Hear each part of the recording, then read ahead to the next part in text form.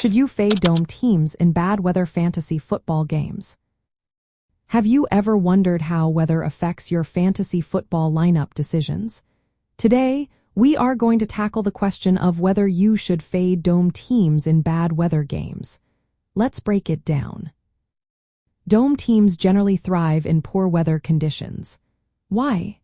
Because they play in controlled environments that are free from wind, rain, snow, and extreme cold.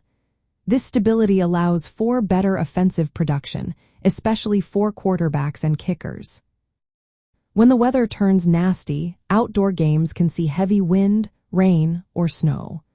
These elements can hurt passing games by lowering completion percentages and increasing interception rates.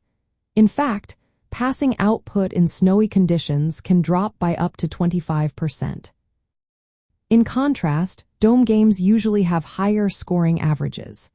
On average, these games score about 4 points more than outdoor games. This is because weather does not interfere with play execution. For kickers, the absence of wind and precipitation in domes improves field goal reliability.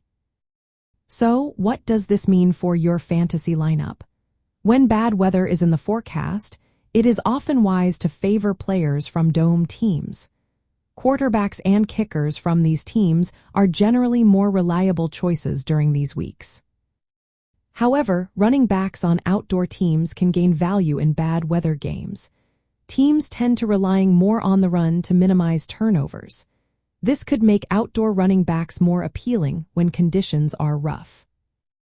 Defensive players on outdoor teams might also see increased value in snowy or rainy games.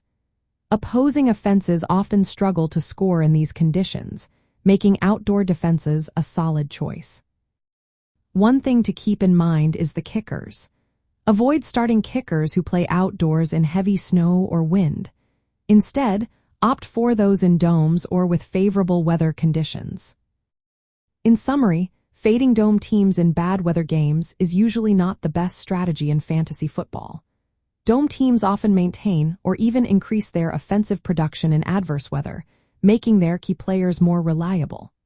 Outdoor teams, on the other hand, are more likely to be negatively impacted by poor weather. So, when making your weekly lineup decisions, consider the weather and the advantages dome teams hold.